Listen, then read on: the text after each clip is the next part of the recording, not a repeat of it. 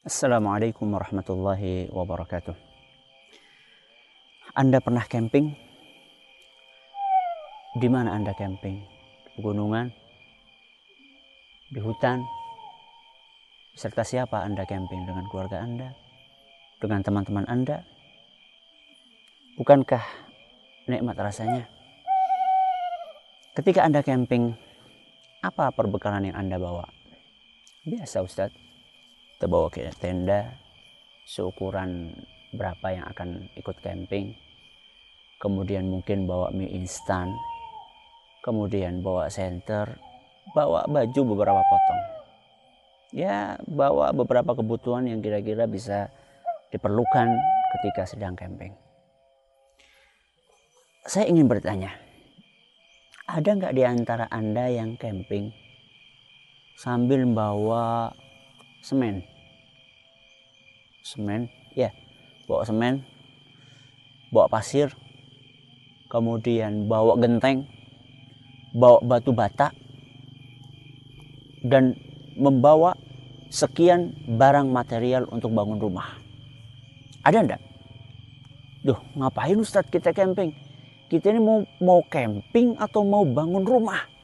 Kalau ada orang camping bawa seperti itu namanya camping nyeleneh Ustadz. Oh gitu ya, camping nyeleneh ya? Iya Ustadz. Sekarang saya katakan ternyata banyak di antara manusia yang hidup di dunia ini seperti orang yang sedang camping nyeleneh tadi.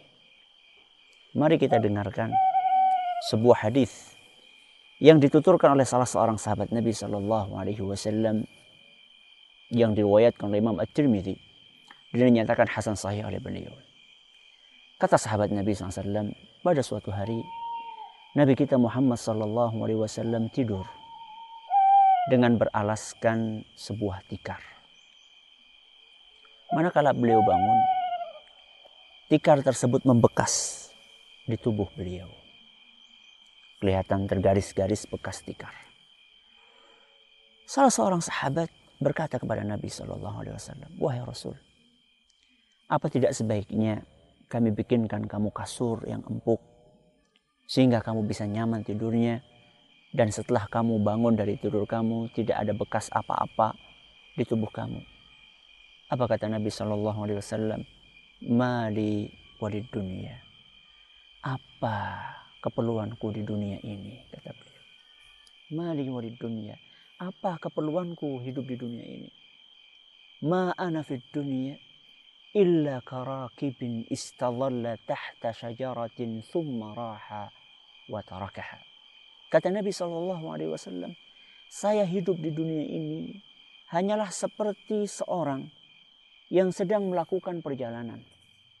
Di tengah jalan dia bernaung di bawah sebuah pohon.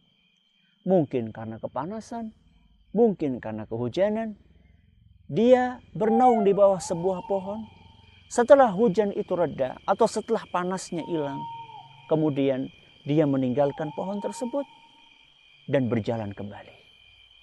Jadi Nabi SAW mengumpamakan hidup beliau di dunia adalah seperti orang yang numpang lewat.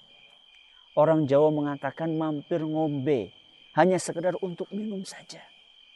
Makanya Nabi SAW begitulah cara beliau memandang dunia. Tidak seperti kita yang memandang dunia seakan-akan dunia adalah tempat tinggal kita untuk selamanya. Sehingga kita melakukan apapun yang bisa kita lakukan di dunia ini. Loh Ustadz, apa berarti kita nggak boleh bangun rumah yang permanen di dunia ini? Bukankah kita itu seperti orang yang sedang numpang mampir? Bukankah kita seperti orang yang sedang musafir? Apa nggak boleh kita bangun rumah yang permanen? Kita beli mobil di dunia ini. Kemudian kita juga menyiapkan makanan-makanan dan menikmati kenikmatan yang ada di dunia ini.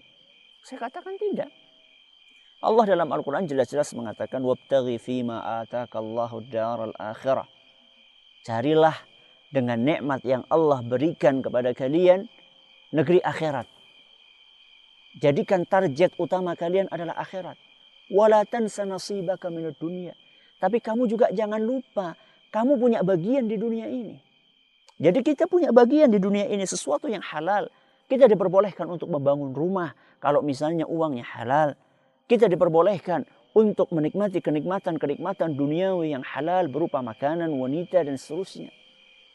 Tapi yang jadi pertanyaan adalah, sudahkah kita proporsional di dalam menyiapkan bekal kita untuk hidup di dunia ini dengan bekal kita nanti di akhirat? Sudahkah kita proporsional? Saya akan bawakan sebuah ilustrasi. Ketika Anda akan bersilaturahim, pergi ke rumah tetangga atau pergi ke rumah saudara Anda di kampung sebelah, hanya berbatas kampung saja. Bagaimana persiapan Anda?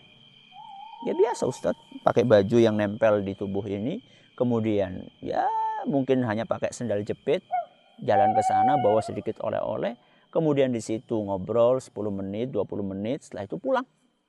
Oke, itulah yang Anda lakukan ketika saudara Anda dekat.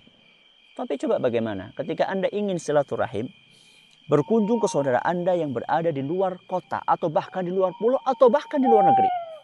Apa yang Anda persiapkan? Dan Anda ingin tinggal di sana selama seminggu atau 2 minggu atau 1 bulan.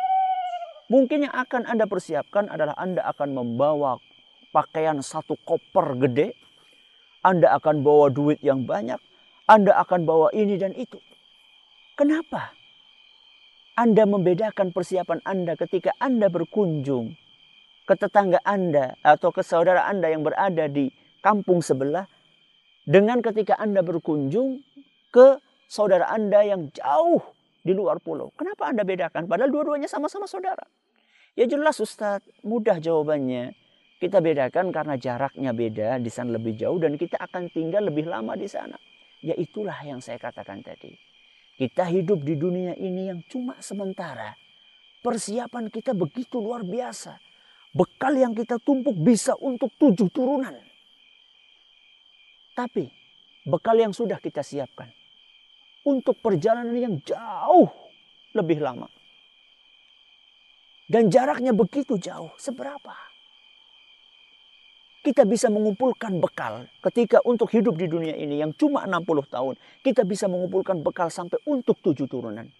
Sedangkan bekal kita untuk menghadap kepada Allah Subhanahu wa ta'ala di negeri akhirat nanti. Untuk berapa turunan? Bahkan untuk diri sendiri saja kita nggak cukup kadang-kadang. Kalau Anda pergi ke pasar, Anda membawa duit berapa? 50.000, 100.000? Pernah nggak Anda ke pasar bawa duit 1.000 perak? Pernah. Ya 1.000 perak buat apa Ustadz? Bawa duit 1.000 perak paling buat bayar parkir udah habis. Terus kalau Anda bawa duit 100.000, wah saya bisa beli daging, saya bisa beli sayur, saya bisa beli ini, bisa beli itu, masih sisa pula. Itulah kira-kira. Ketika Anda membawa bekal yang banyak, maka Anda bisa memilih apapun yang Anda inginkan. Ketika nanti kita ke alam akhirat nanti, apa bekal yang sudah kita bawa? Banyak orang pergi ke alam akhirat bekalnya apa? Bekalnya 4 rakaat dalam 1 tahun. Dia sholat cuma di Idul Fitri dan Idul Adha saja. Idul Fitri 2 rakaat, Idul Adha 2 rakaat. Berarti modal dia selama 1 tahun cuma 4 rakaat. Inilah modal dia. Dapat apa? Dapat apa di alam akhirat nanti dia? Subhanallah. Maka mari kita berusaha untuk proporsional di dalam mengumpulkan bekal. Perjalanan kita di akhirat jauh sekali. Kita hidup di dunia cuma 60 tahun, 70 tahun.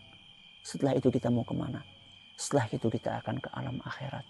Di alam akhirat sana 1 hari sama dengan 50.000 tahun di dunia. Maka perjalanannya jauh lebih panjang. Mari kita kumpulkan bekal sebanyak-banyaknya.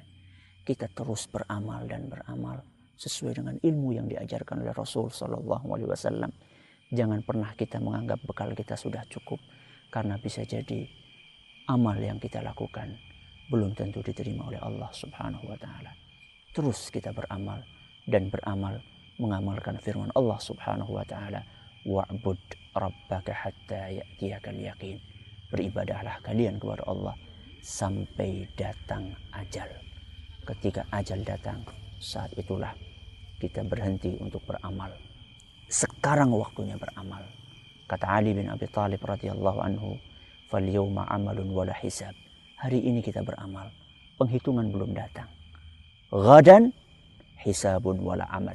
Tapi nanti di alam akhirat yang ada hanyalah penghitungan amalan dan tidak ada lagi kesempatan untuk beramal. Jangan sampai kita terlambat untuk beramal. Semoga yang sedikit ini bermanfaat buat kita semua. Wallahu ta'ala a'la wa a'lam. Wassalamualaikum warahmatullahi wabarakatuh.